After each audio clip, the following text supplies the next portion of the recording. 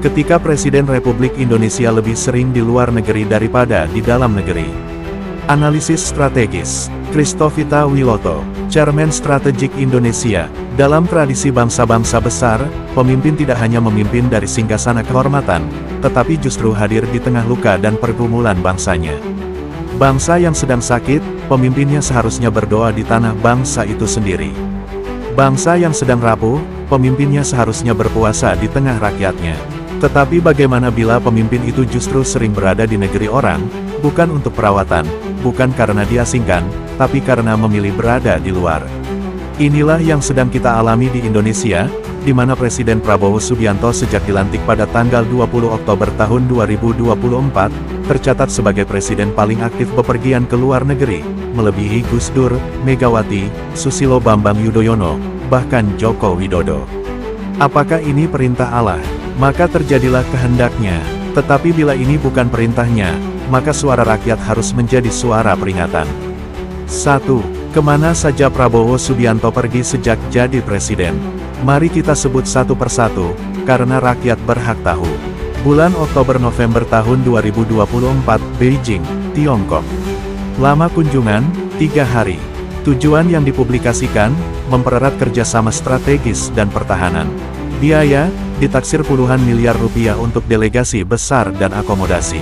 Agenda tersembunyi, diduga bertemu dengan aktor bisnis pertahanan dan melakukan konsolidasi peta geopolitik ASEAN dari Beijing. Desember tahun 2024, Abu Dhabi, Uni Emirat Arab. Lama, 2 hari. Agenda publik, menghadiri forum energi dan investasi. Agenda tersembunyi, bertemu beberapa investor yang selama ini dekat dengan tokoh-tokoh politik Indonesia. Biaya, setara dengan perhelatan kenegaraan besar. Januari tahun 2025, Tokyo, Jepang. Lama, 4 hari. Publikasi, kerjasama pendidikan dan alutsista. Realita, banyak waktu dihabiskan untuk pertemuan tertutup dengan perusahaan senjata. Februari tahun 2025, Berlin, Jerman dan Paris, Perancis. Lama, 5 hari. Alasan, memperkenalkan Indonesia baru. Nampaknya agenda tersembunyi lebih dominan, memperkuat citra pribadi sebagai tokoh dunia. Maret tahun 2025, Moskow, Rusia. Lama, 3 hari. Agenda resmi, peringatan hubungan diplomatik. Agenda tidak resmi, konsolidasi militer bilateral. Ini bukan kunjungan biasa, ini memperkuat jaringan lama sejak era militer. April tahun 2025, Washington DC dan New York, Amerika Serikat. Lama, 4 hari. Alasan, pidato di forum global, dan pertemuan dengan investor. Tapi dalam penilaian banyak analis, ini adalah kunjungan pencitraan. Tujuan utama, memperkuat pengaruh dan memasarkan Indonesia ala Prabowo, bukan ala bangsa. Mei tahun 2025, Doha, Qatar dan Riyadh, Arab Saudi. Lama, 4 hari. Agenda formal, kerjasama haji dan logistik energi. Agenda tidak formal, menjajaki pengaruh Islam moderat dan konservatif untuk menjaga stabilitas internal. Juni tahun 2025, London, Inggris. Lama, 3 hari. Agenda resmi, hubungan bilateral dan pariwisata. Agenda tersembunyi, tidak jelas, karena banyak waktu digunakan tertutup. 2. Apa yang berhasil? Apa yang tidak? Yang berhasil, citra pribadi Prabowo di luar negeri semakin kuat sebagai pemimpin baru Asia Tenggara. Banyak perusahaan luar negeri mulai melirik Indonesia untuk investasi pertahanan dan logistik. Beberapa kesepakatan bilateral dalam bidang alutsista dan pangan sudah ditandatangani. Yang belum berhasil, investasi real belum masuk signifikan. Sektor pendidikan, kesehatan, dan pangan masih tertinggal. Rakyat belum merasakan dampaknya secara langsung, terutama di desa dan daerah bencana. 3. Berapa biayanya? Setiap kunjungan luar negeri setidaknya menelan biaya.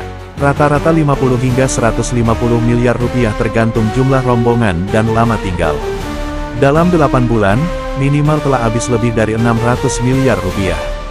Hanya untuk kunjungan luar negeri presiden dan rombongan. Belum termasuk biaya pengamanan, penginapan, kendaraan, dan protokoler. Uang ini bisa digunakan untuk membangun ratusan puskesmas, menyelesaikan ribuan rumah bagi warga miskin, memperbaiki gizi anak Indonesia yang kekurangan makanan, 4. Apa tujuan sebenarnya Presiden Prabowo Subianto? Ini pertanyaan yang sulit, tapi perlu dijawab dengan hati nurani. Tujuan yang dipublikasikan, menarik investasi, membangun hubungan luar negeri, menjaga stabilitas kawasan. Tujuan tersendiri, rahasia, konsolidasi kekuasaan pribadi, menjaga jaringan geopolitik pribadi, mengamankan relasi bisnis jangka panjang bagi dirinya dan lingkarannya. Perbedaan antara agenda resmi dan agenda tersembunyi. Yang resmi membawa nama Indonesia, yang tersembunyi membawa nama pribadi. Dan perbedaan ini adalah akar dari krisis kepercayaan. 5. Apakah Presiden Prabowo punya rasa krisis, sense of crisis? Indonesia hari ini sedang dilanda utang yang makin membengkak.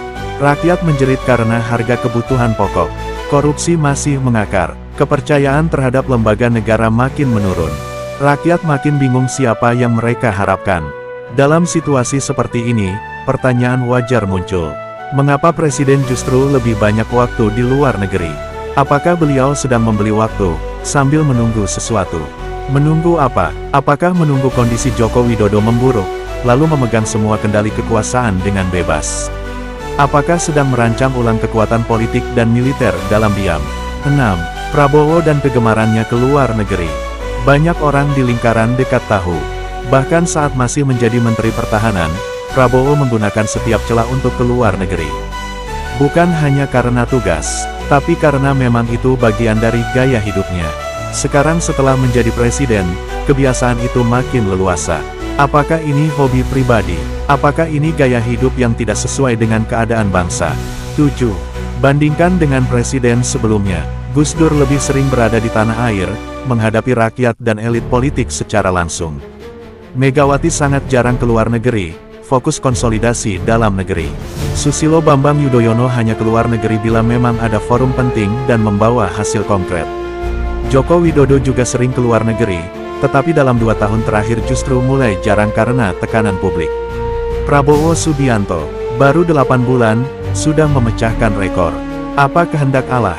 Bila semua perjalanan Prabowo adalah perintah Allah, maka biarlah terjadi kehendaknya.